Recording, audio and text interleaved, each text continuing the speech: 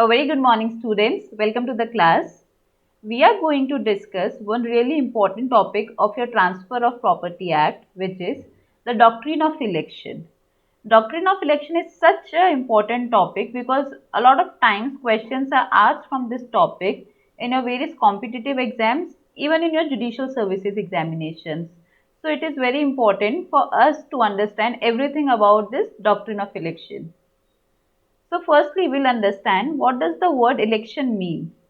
तो इलेक्शन को अगर हम सिंपल वर्ड्स में देखें तो इलेक्शन का मतलब क्या होता है? इलेक्शन का मतलब होता है दो ऑल्टरनेटिव चीज में से किसी एक को चुनना. Election means to choose between two alternative things और two alternative rights.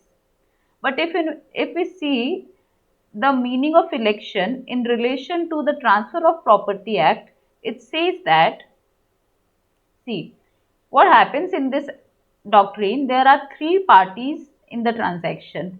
One is your transferor, second is your owner, and third is your transferee. Ordinarily when we see, there are only two parties, transferor and your transferee.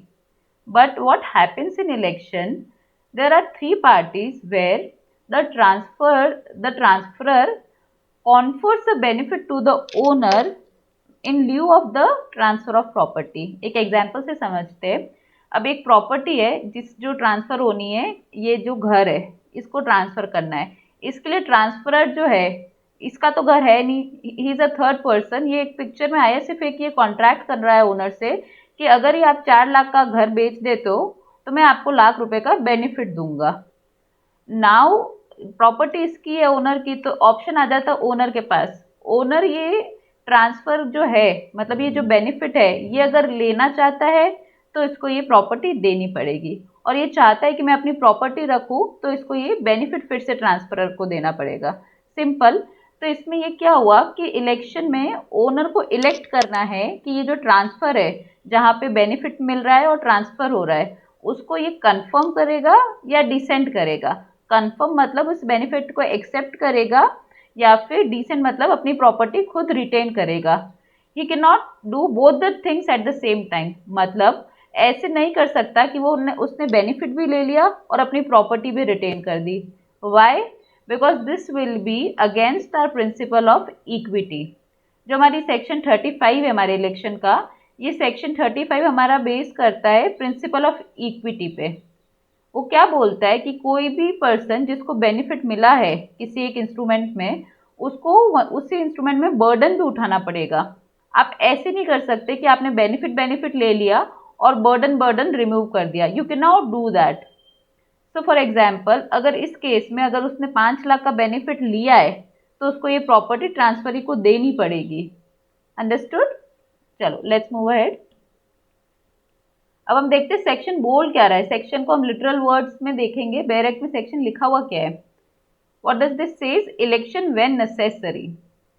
When a person professes to transfer property which he has no right to transfer and as the part of same transaction confers any benefit on the owner of the property, such owner must elect either to confirm such transfer or to dissent from it, and in the later case he shall relinquish the benefits so conferred. मतलब यहाँ पे जो person transfer कर रहा है property, सबसे पहली बात उसके पास कोई राइट नहीं है ट्रांसफर करने का, क्योंकि प्रॉपर्टी उसकी नहीं है और सेम ट्रांजैक्शन में वो बेनिफिट दे रहा है ओनर को. ठीक है. तो अब ओनर को इलेक्ट करना पड़ेगा कि उसको ये ट्रांसफर कंफर्म करना है या उसको अपनी प्रॉपर्टी रिटेन करनी है. इन केस वो अपना ट्रांसफर कंफर्म नहीं कर रहा है, अपनी प्रॉपर्टी को रिटेन कर रहा है, तो जो बेनिफिट उसको ट्रांसफरर ने कन्फर किया था, दैट बेनिफिट्स ही will revert back to the transferor और his representatives. Understood? Let's see. अब हम जो सेक्शन 35 है इसको डाइसेक्ट करेंगे 5 पॉइंट्स में, जिससे आपको सेक्शन 35 ये जो हमारा डॉक्ट्रिन ऑफ इलेक्शन है ये एज इट इज बिल्कुल अच्छे से समझ में आ जाएगा. सबसे पहले क्या बोल रहा है? Transfer professes to transfer property not his own. मतलब जो प्रॉपर्टी है वो इसकी नहीं है. ये सिर्फ एक पिक्चर में आया बेचने के लिए वो ओनर को कुछ प्रॉफिट दे रहा है कि आप ये प्रॉफिट ले लो और इस प्रॉपर्टी को ट्रांसफर कर दो. अगर आपको ये प्रॉफिट नहीं चाहिए तो फिर अपनी प्रॉपर्टी रिटेन कर दो. For example let's see, Ramesh profess to transfer a property to Mukesh, मतलब रमेश चाह रहा है प्रॉपर्टी बेचना मुकेश को, पर वो प्रॉपर्टी उसकी है नहीं, he is simply professing. The property is owned by Abdul, मतलब अब्दुल की प्रॉपर्टी है, तो रमेश अब्दुल पे एक बेनिफिट कॉन्फर कर रहा है कि मैं तुमको 50,000 रुपए दूंगा अगर आप ये प्रॉपर्टी ट्रांसफर करने दोगे मुकेश को। अब इसमें जो रमेश है उसकी खुद की तो प्रॉपर्टी है नहीं, वो सिर्फ प्रोफेस करता है because the property does not belong to him. Understood. Next, benefit is conferred on the owner of property, मतलब यहाँ पे अब्दुल को हमने 50,000 रुपए का बेनिफिट दिया है, अब उसको बेनिफिट चाहिए तो फिर उसको प्रॉपर्टी देनी पड़ेगी। Next, part of the same transaction, see this is very important that it should be part of the same transaction, मतलब आपने जो बेनिफिट कॉन्फर किया है और जो ट्रांसफर ऑफ प्रॉपर्टी हो रहा है ये दोनों एक ही ट्रांजैक्शन में फॉल करना चाहिए, ये एक के ल्यू में ही अदर होना चाहिए। मतलब अगर आप कॉन्फर कर रहे हो बेनिफिट तो वो उसी रीजन से होगा कि अगर मैं आपको 5 लाख रुपए तभी दूंगा अगर आप ये प्रॉपर्टी ट्रांसफर करोगे, मतलब ये एक ही ट्रांजैक्शन का पार्ट होना चाहिए, तभी आपका सेक्शन 35 अप्लाई होगा, अदरवाइज नहीं होगा। Next, owner's duty to elect, अब प्रॉपर्टी ओनर की है तो प्रॉपर्टी अगर ओनर की तो इलेक्ट कौन करेगा, ओनर ही करेगा, so it is owner's duty to elect. Next is are relinquishment of benefit in case of dissent. Now what can owner do? Owner can either confirm or dissent transfer. अगर उसने elect करके confirm कर दिया है तो property transfer हो जाएगी। अब अगर उसने कर दिया है डिसेंट, अब डिसेंट कर दिया है मतलब उसने अपनी प्रॉपर्टी को रिटेन कर दिया है तो उसको जो बेनिफिट कॉन्फर हुआ था वो उसको रेलिंग्विश करना पड़ जाएगा। नेक्स्ट, अब एज वी अंडरस्टूड कि जो हमारा डॉक्ट्रिन ऑफ इलेक्शन है वो किस पे बेस्ड है, वो बेस्ड है हमारा प्रिंसिपल ऑफ इक्विटी पे। इक्विटी की सिंपली क्या कहती है कि किसी को भी अनड्यू एडवांटेज नहीं मिलनी चाहिए सिंपल लैंग्वेज में। तो इसमें लिखा हुआ है कि it is based on the principle that no one can approbate and reprobate at the same time, मतलब अगर किसी इंस्ट्रूमेंट में एक पर्सन को बेनिफिट मिला है और बर्डन मिला है तो वो ऐसे नहीं कर सकता कि बेनिफिट तो अप्रूव कर दिया और बर्डन को डिसअप्रूव कर दिया, दिस कैन नॉट हैपन। तो the person will have to take both the things, if he is taking the benefit he will have to take the burden also. Understood. फिर next हमारा आता है कि वैसे हम जैसे जैसे ट्रांसफर ऑफ प्रॉपर्टी एक्ट के आगे सेक्शंस में बढ़ेंगे we will come to see कि बेसिकली हमारा जो ट्रांसफर ऑफ प्रॉपर्टी एक्ट है मेनली अप्लाई करता है इमूवेबल प्रॉपर्टी पे, बट जो हमारी डॉक्ट्रिन ऑफ इलेक्शन है the right to choose, the right to confirm और dissent the transfer, it applies in both the movable and immovable property. ये हमारा किसमें बताया गया था, ये बताया गया था कूपर वर्सेस कूपर में। अंडरस्टूड। चलो नेक्स्ट है मोड ऑफ इलेक्शन, मतलब अब इलेक्शन किसको करना है, ओनर को करना है। तब ओनर कैसे करेगा इलेक्शन, या तो वो एक्सप्रेस वर्ड्स में बोल दे कि या I am confirming the transfer, और he is showing some acts और he is doing some conduct which makes it clear that he has accepted the transfer, he has accepted to confirm the transfer। अब express मतलब कैसे हुआ है, उसने किया है क्लियर और स्पेसिफिक वर्ड्स में। अब क्लियर और स्पेसिफिक वर्ड्स में अगर उसने कर ही दिया है तो वो फाइनल हो जाएगा, कंक्लूसिव हो जाएगा। लेकिन अगर इम्प्लाइड तरीके से किया गया है मतलब उसको उसकी ड्यूटी पता थी, उसको उसके सर्कमस्टांसेस की फुल नॉलेज थी और उसने अपने बेनिफिट को एक्सेप्ट कर दिया है, तो इस केस में हम मानेंगे कि इम्प्लाइड इलेक्शन हुआ है। ठीक है, ओके। तो ये हमारे इलेक्शन का एक सबसे इंपॉर्टेंट केस है, इंडियन केस है। जैसे जो इंग्लिश केस था वो हमने देख लिया कि कूपर वर्सेस कूपर, जिसमें बताया गया था कि हमारी डॉक्ट्रिन ऑफ इलेक्शन दोनों चीजों पे अप्लाई करती है, मूवेबल प्रॉपर्टी पे भी अप्लाई करती है और इमूवेबल प्रॉपर्टी पे भी अप्लाई करती है। और ये जो इलेक्शन है इसका प्रिंसिपल इंडिया में कहाँ पे आया था मोहम्मद अफजल वर्सेस गुलाम कसीम के थ्रू। ये है हमारा 1903 का केस। अब इस केस के फैक्ट्स क्या है, इस केस में क्या हुआ था, एक नवाब था, उस नवाब के दो बेटे थे। ठीक है, तो during the lifetime of the nawab उसने अपने दो विलेजेस अपने छोटे बेटे को ट्रांसफर कर दिए। Then the Nawab died, after the Nawab died जो उसकी चीफमैनशिप थी, जो उसका पूरा कारोबार था, वो ट्रांसफर हो गया उसके एल्डेस्ट सन को। ठीक है, एल्डेस्ट सन ने फिर क्या किया, एल्डेस्ट सन ने अपना एक कैश अलाउंस ट्रांसफर किया उसको, अपने भाई को, और बोला कि वो जो विलेजेस है वो मेरे को दे दो। तो द ब्रदर और the second son of the Nawab said that this is not the part of the same transaction। Villages तो उसको उसके फादर लाइफ टाइम में ही ट्रांसफर कर गए थे, अब आप दे रहे हो तो that is not the part of same transaction. ये हमको बोला था प्रीवी काउंसिल ने, that second son was not put into election because it is not part of the same transaction. Understood? Okay,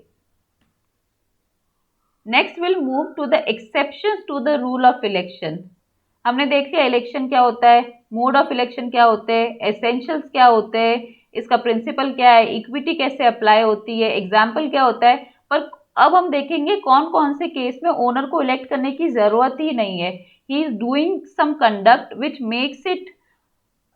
makes us appear that the owner has confirm the transfer. देखो कैसे होता है इसमें। First, the owner has enjoyed benefit for 2 years, मतलब 2 साल के लिए owner ने बेनिफिट इंजॉय किया जो प्रॉपर्टी ट्रांसफर हुई है, और he has not done any act of refusal और descent of the transaction.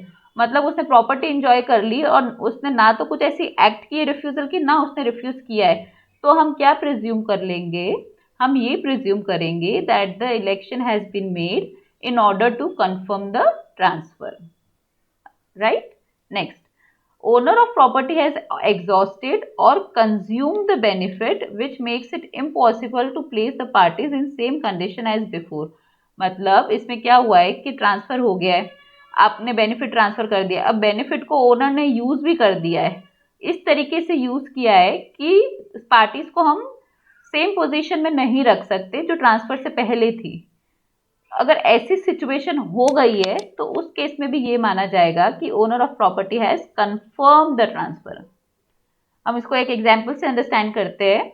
A transfers to B an estate owned by C and as the part of same transaction gives to C a coal mine. ठीक है, मतलब ए ने बोला है कि मैं B को एक एस्टेट दूंगा जो कि है किसका, सी का, और सी भाई अपना एस्टेट देगा तो कुछ बेनिफिट भी लेगा, तो सी को मैं बदले में दे रही हूँ एक कोल माइन। अब सी ने वो कोल माइन यूज कर ली, सी ने कुछ बोला नहीं है, तो ये माना जाएगा कि सी ने ट्रांसफर को कंफर्म कर दिया है, सी ने इलेक्शन कर दिया। ये इलेक्शन कैसा होगा, इम्प्लाइड इलेक्शन। ओके, अब देखेंगे हमारा requisition to elect. Requisition to elect क्या बोलता है कि if after expiry of 1 year owner does not elect, मतलब 1 साल खत्म हो गया है और फिर भी ओनर ने अभी तक इलेक्ट नहीं किया है, मतलब चूज नहीं किया है कि उसको उस ट्रांसफर को कंफर्म करना है या उससे डिसेंट करना है, तो उस केस में क्या होगा, उस केस में ट्रांसफर ही बोलेगा कि आप इलेक्ट कीजिए। ठीक है, ट्रांसफर ही बोलेगा कि भाई 1 साल हो गया है, आपने अभी तक इलेक्ट नहीं किया है, बट नाउ मेक इलेक्शन। और वो 1 साल बाद भी नहीं करता है, if he does not even after 1 year then he will be deemed to have accepted the transfer। Understood? Next आता है हमारा suspension of election. Suspension of election क्या बात कर रहा है कि जब आपको इलेक्शन करना है, जब ओनर को आया कि चलो कंफर्म कर रहा हूँ ट्रांसफर, उससे पहले ही वो डिसेबल हो गया। डिसेबिलिटी हमारी कैसी है, लीगल डिसेबिलिटी है। तो जब तक वो लीगल डिसेबिलिटी है तब तक के लिए हमारा इलेक्शन पोस्टपोन हो जाएगा। जैसे ही आपकी लीगल डिसेबिलिटी सीज होगी, लीगल डिसेबिलिटी खत्म हो जाएगी, उस केस में फिर आप इलेक्शन कर सकते हैं, उससे पहले इलेक्शन नहीं करेंगे। अंडरस्टूड?